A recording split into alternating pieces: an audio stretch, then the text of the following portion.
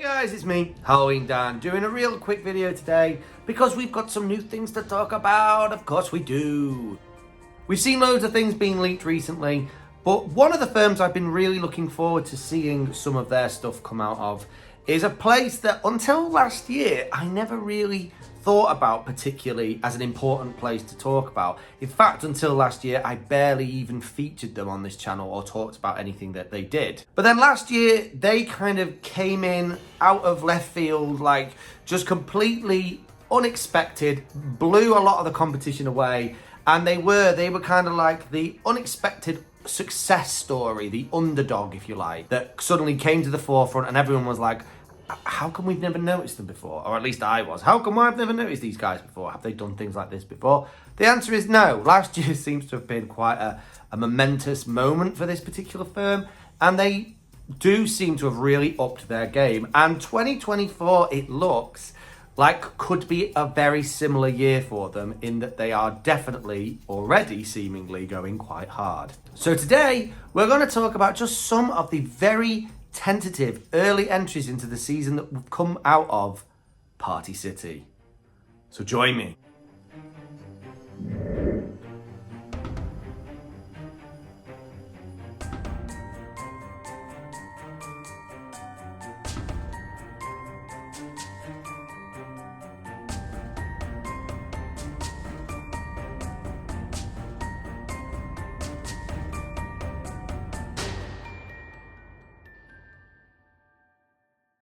So like I said, last year Party City completely just sort of appeared seemingly out of nowhere. I'd not really seen anything they'd done before, and then they were just like, all these amazing props started to drop one after the other, and I was like, oh my god, how have I never noticed these guys before? This is awesome stuff. And already we're starting to see sneaky little things appearing out of Party City. We've had a couple of little promo videos now. We've through Decorating Fanatics once again, shout out Decorating Fanatics. We've seen one or two things released. And I have to say these things are pretty cool. Cool, but possibly disappointing. Disappointed! The first thing I just really want to quickly talk about is the first thing we really saw out of these, or I think one of the first, which is another groundbreaker prop. Last year they brought out the big groundbreaking skeleton guy, which I think he stood about 5 feet high. He was pretty big, pretty awesome as well. I know a lot of people like that guy.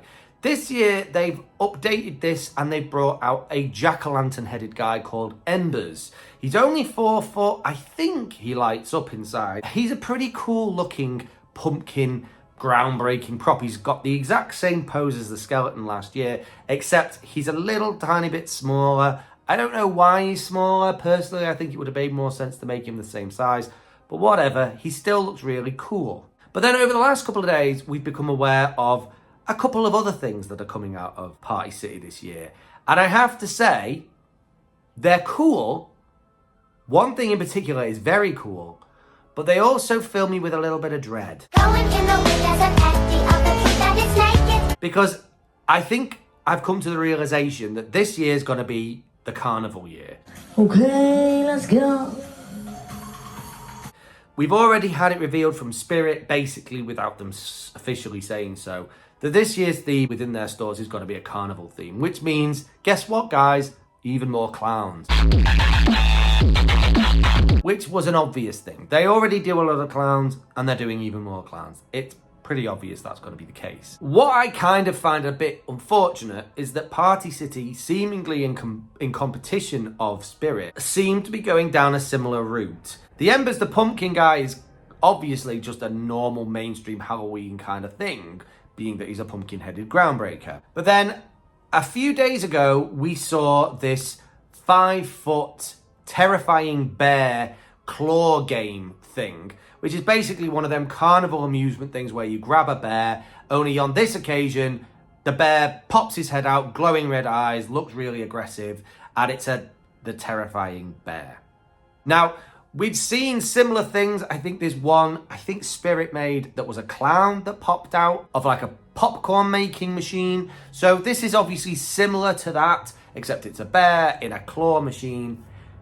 It's cool, it's okay, at least it isn't a clown, right? But it's clearly designed to go within a more overall overarching carnival theme. And if you love your carnival theme, I'm sure you're very happy about this. But I'm not so sure I am. And then only yesterday, I saw something that part of me shouldn't like, but the other part of me really likes. And that was the dropped bits of pictures and a very small amount of demo footage of Dr. Payne, the Fire Eater on stilts prop. Now this guy, I think, looks pretty damn awesome. He's 9.7 feet, so edging on 10 foot, this prop. This is a pretty impressive and quite large, big prop. When I first saw it, I thought it was some adaptation of the Morris Costumes Sword Swallower prop. It's got a very similar look with the head arched back in that way, and the whole pose just has that kind of vibe. But then you look at this in a bit more detail, and what you realise is this isn't no sword swallower, this is a fire eater. And the pictures I don't think really do it justice. He's wearing kind of like a ringmaster's kind of an outfit, a very big, quite official looking, almost suit, carnival type suit. He's got a top hat on. The way the head is positioned on the shoulders looks unnatural.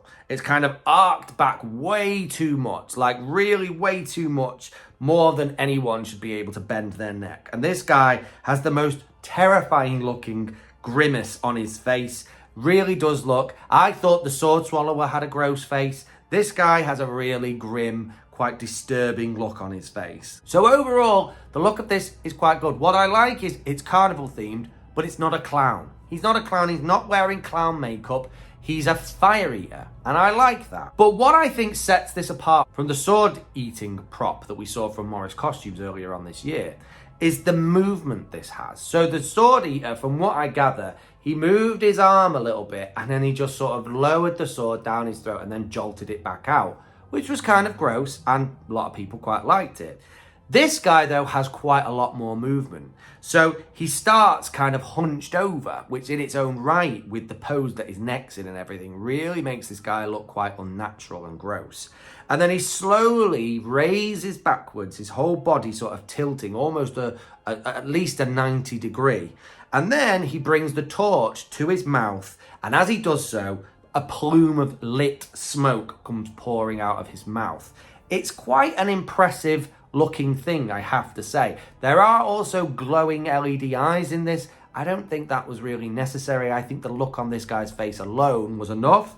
But you know what? It's a minor detail. I actually really like that creepy look. And this was exactly what I kind of wanted to see. I'm disappointed that at least now 2 of the main firms are pursuing this carnival theme.